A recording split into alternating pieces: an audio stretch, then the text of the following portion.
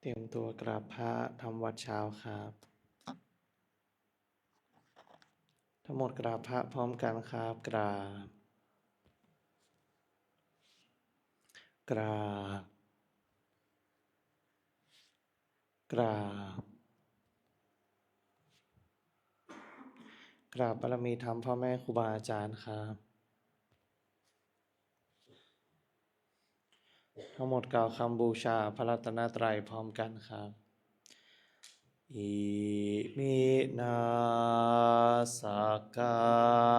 รนะพุทธังอภิปูชยามะอิมินาสการนะธัมมังอภิปูชยามะอิมินา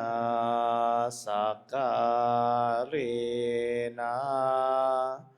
สังฆังอภิปูชยามะอะระหังสัมมาสัมพุทโธภควาพุทธังภวันตังอภิวาเทมิสวากขาโตภควตาธัมโมธัมมังนามัสสามิสุปฏิปันโนภควโตสาวกสังโฆสังฆังนะมามิหันธรรมยังพุทธัสสะภะคะวะโตปุพพภาคณมะการังกะโรมะเซนะโมตัสสะภะคะวะโตอะระหะโตสัมมาสัมพุทธัสสะนะโมตัสสะภะคะวะโตอะระหะโตสัมมาสัมพุทธัสสะนะโมตัสสะภะคะวะโตอะระหะโตสัมมาสัมพุทธัสสะพุทธังสารนังคัจฉามิธัมมังสารนังคัจฉามิสังฆังสารนังคัจฉามิทุติยมปิพุทธังสารนังคัจฉามิทุ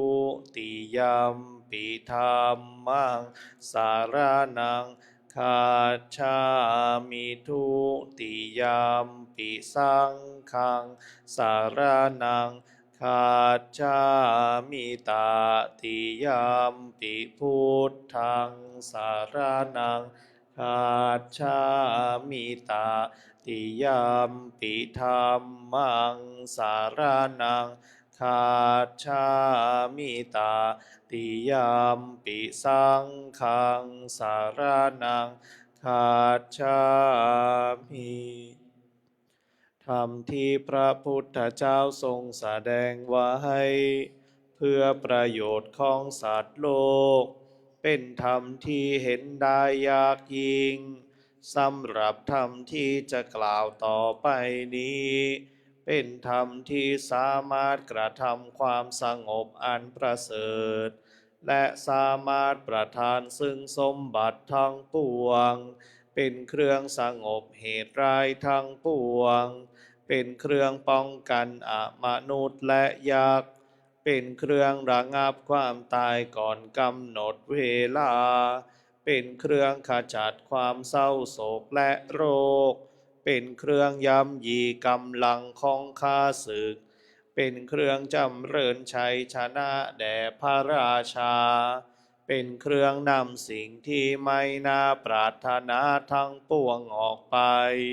เป็นธรรมอันประเสริฐข้าพระเจ้า จักแสดงคุณธรรมเช่นนั้นตามสภาพที่เป็นจริงณที่ใดมีผู้กล่าวว่าจะสรรเสริญพระคุณอันประเสริฐของพระรัตนตรัยด้วยจิตที่เลื่อมใสณที่นั้นความสุขความสบายและความสวัสดีย่อมมีแก่ผู้นั้นตลอดกาลทุกเมื่อหันธรรมยังปฏิจจสมุปบาทธรรมเมสุอิทัปปัจจยตาทิธรรมปะทังพนามาเสอิทาภิกขเวอริยสาวโกปฏิจจสมุปบาทันเยวะสาธุกังโยนิโสมนสิกโรติภิกษุทางหลายอริยสาวกในธรรมวินัยนี้ย่อมกระทำไว้ในใจโดยแยบคายเป็นอย่างดีซึ่งปฏิจจสมุปบาทนั่นเทียวดังนี้ว่าอิมัสสมิงสติอิทังโหติเมื่อสิ่งนี้มีสิ่งนี้ย่อมมีอิมัสสุปาทาอิทังอุปัชชติเพราะความเกิดขึ้นแห่งสิ่งนี้สิ่งนี้จึงเกิดขึ้นอิมัสสมิงอสติอิทังนะโหติเมื่อสิ่งนี้ไม่มีสิ่งนี้ย่อมไม่มีอิมัสสะนิโรธาอิทังนิรุชชติเพราะความดับไปแห่งสิ่งนี้สิ่งนี้จึงดับไปยะทิทัง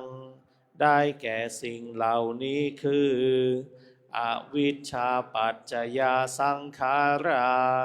เพราะมีอวิชชาเป็นปัจจัยจึงมีสังขารทั้งหลายสังขาราปัจจยาวิญญาณังเพราะมีสังขารเป็นปัจจัยจึงมีวิญญาณวิญญาณปัจจยานามรูปัง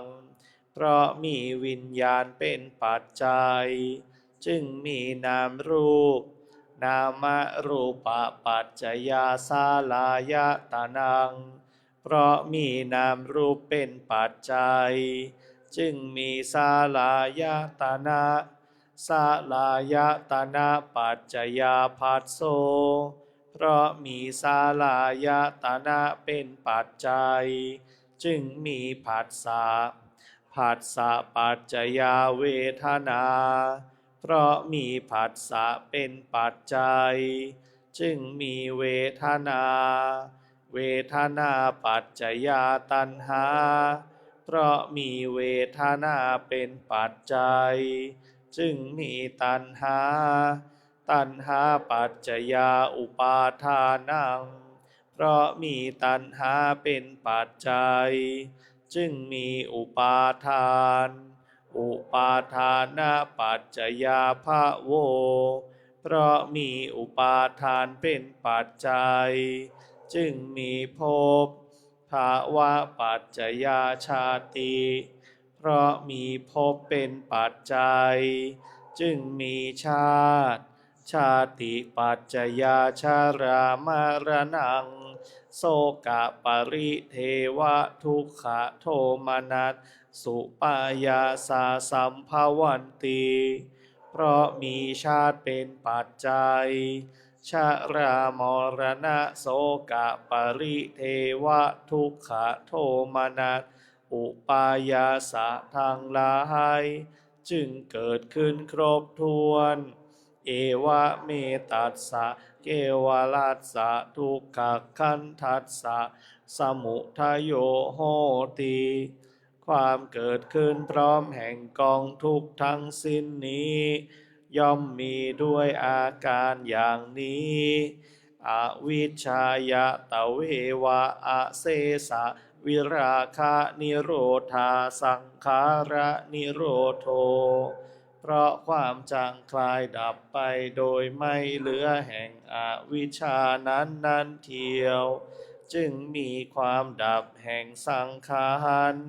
สังขาระนิโรธาวิญญาณนิโรโธเพราะมีความดับแห่งสังขารจึงมีความดับแห่งวิญญาณ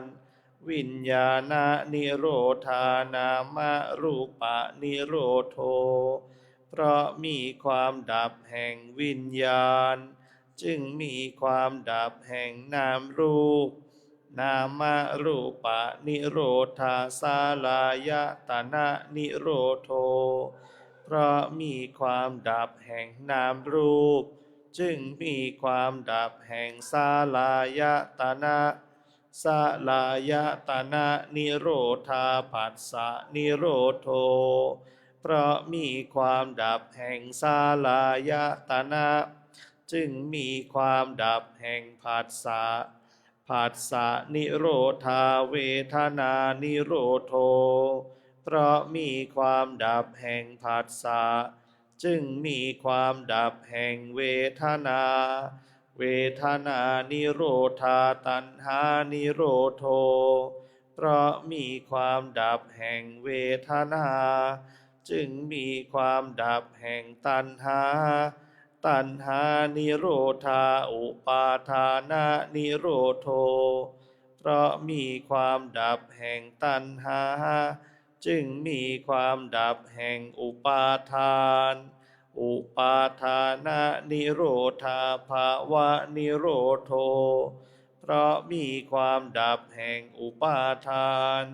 จึงมีความดับแห่งภพภาวะนิโรธาชาตินิโรโธเพราะมีความดับแห่งภพจึงมีความดับแห่งชาติชาตินิโรธาชรามรณังโสกะปริเทวะทุกขโทมนัสสุปายาสานิรุชชันติเพราะมีความดับแห่งชาตินั่นแลชรามรณะโสกะปริเทวะทุกขโทมนัส